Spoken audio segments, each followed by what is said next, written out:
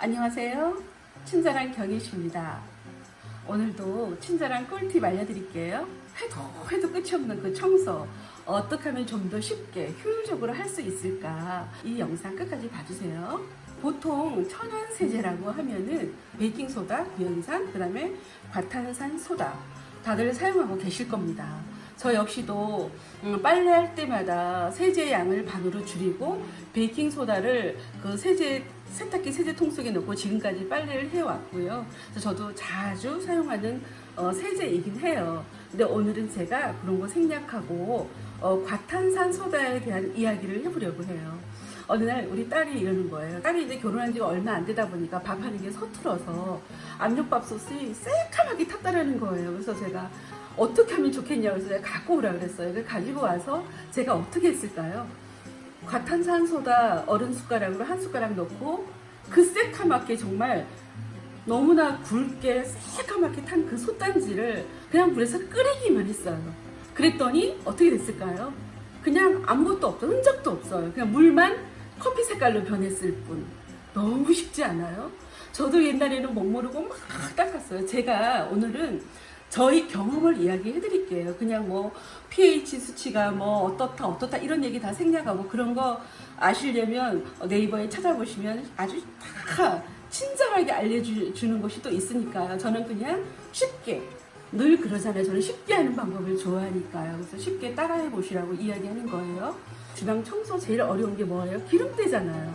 근데 주변에 뭐 이런 데야 뭐 매일 닦으면 쉽지만 가장 청소하기 어려운 것이 어딜까요? 아마 렌지 후드일 겁니다.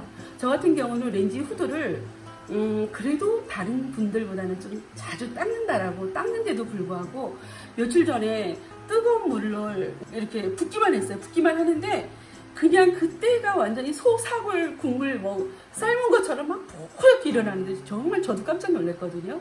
그래서 저는 그렇게는 안 해봤어요. 늘 베이킹소다를 뿌려서 솔로 힘들어서 닦고 그랬었는데, 과탄산소다를 정말 이번에 얼마 전부터 쓰면서 그 과탄산소다의 위력을 정말 알게 된 거죠. 그래서 여러분들도 쉽게, 그래서 오늘 제가 과탄산소다를 이용해서, 왜 보세요, 렌지 후드 우리 쉽게 잘 안 닦게 되잖아요. 늘 더러운 거 눈으로 보여. 저걸 닦아야 되는데 미루게 되죠. 그래서 그거 하나도 어려울 게 없어요. 굉장히 쉽게 딱 누리기만 하면 쏙 빠지죠. 뜨거운 물에다가 담그고 과탄산소다에 넣으면 끝이에요. 그러면 정말 새거가 된다는 겁니다. 너무 쉽죠. 그래서 보통의 가정집에서 보면요, 그렇게 좋은 방법이 있는 걸 모르고, 제가 가끔 어느 집에 이렇게 방문해서 보면 그 기름이 몽글몽글 다 맺힌 집들도 굉장히 많으세요. 그래서 그런 거 쉽게 그냥 담그만 넣으면 끝. 너무 쉽지 않으세요? 그리고 또 하나, 저 같은 경우는 여름철에 그 과탄산소다가 또 표백 효과가 굉장히 훌륭한 거 아마 아실 겁니다.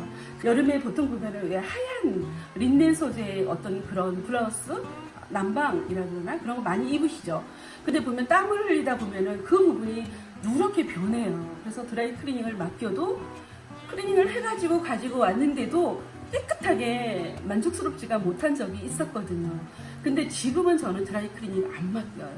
과탄산소다를 다른 말로 산속의 표백제라고도 이야기를 하거든요. 근데 많은 분들은 과탄산소다와 산속의 표백제가 다른 걸로 알고 있어요. 근데 똑같은 거예요. 과탄산소다는 찬물에는 안 녹잖아요. 따뜻한 물, 미지근한 물에 녹여서 담궈만 두세요. 그러면 새하얘져요. 뽀얗게. 그래서 빨래를 할 때도, 저 예전에는 베이킹소다를 넣었다면 지금은 빨래를 할 때도 과탄산소다를 반 숟가락 정도 넣어요. 흰 빨래를 할 때도 마찬가지, 색깔 있는 옷을 빨을 때도 마찬가지. 그럼 색깔 옷은 더 선명해지고, 그리고 하얀 옷은 정말 빨래를 해서 건조대에 널었을 때 그 상쾌함 한번 느껴보세요. 우리 빨리 빨아서 널었는데 뭔가 흰색이 누리끼리 하면은 좀 뭔가 찝찝하잖아요. 정말 새하얗게 빨아져요. 정말 마법처럼. 그래서 여러분들 조금이라도 힘들이지 말고 그냥 이렇게 쉽게 하시라고 제가 오늘 쉽게 이야기하는 거고요. 그리고 정말 그야말로 과탄산소다는 천연세제예요. 특히 엄마들, 아이들 빨래할 때 되게 걱정스럽잖아요. 피부에 닿는 거라. 그래서 안심하고 사용할 수 있는 거 역시 과탄산 소다. 예, 그래서 오늘 제가 과탄산 소다에 대해서 이렇게 아주 목소리 높여서 이야기하는 겁니다.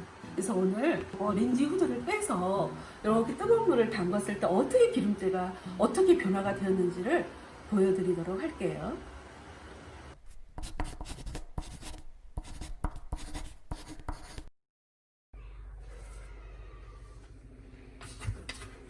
이렇게 과탄산 소다를 넣으니까요, 이렇게 부글부글 끓어오르죠.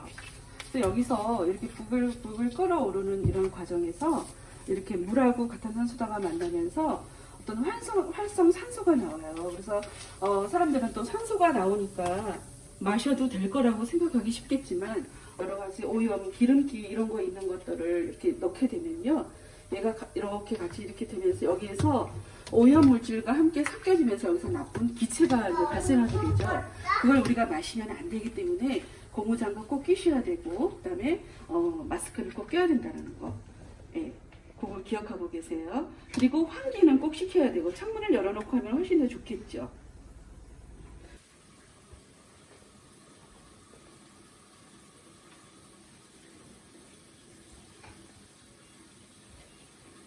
지금 한 10분 정도 담갔거든요. 여기다가 담구어서 꺼낸 거고요. 그리고 이거는 담그기만 해서 지금 꺼내 놓은 거고요. 이거는 지금 담그기 전인 거예요. 그래서 기본적으로 우리가 꼭 알아야 될 거는, 우리가 주방에서 가장 많은 게 기름때라 그랬어요. 언제나 그 기름때는 산성이거든요. 그래서 산성일 경우에는 알칼리성으로 지워야 되는 거예요. 늘 반대로.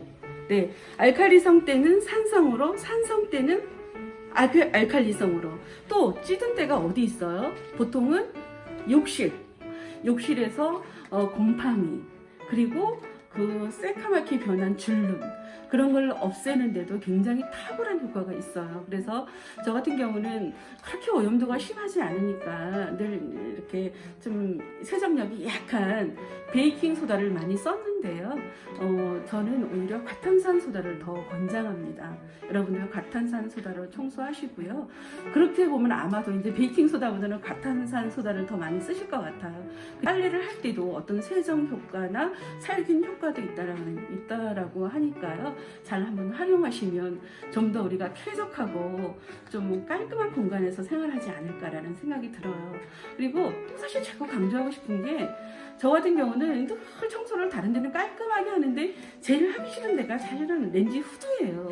후드만 깔끔해도, 왜냐하면 주방은 늘 음식을 만드는 공간이기 때문에 후드가 더러우면 왠지 막 더러운 게 떨어질 것 같고 그렇잖아요, 느낌상. 그러니까 언제나 좀 주방에 후드 이제 방법, 너무 쉬운 방법 아셨으니까 자주자주 하시면 좋겠습니다.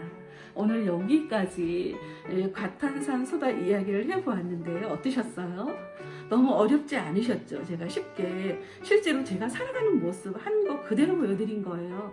그러니까 그렇게 한번 해보시면 좋을 것 같고, 좋아요, 구독 꼭 눌러주세요.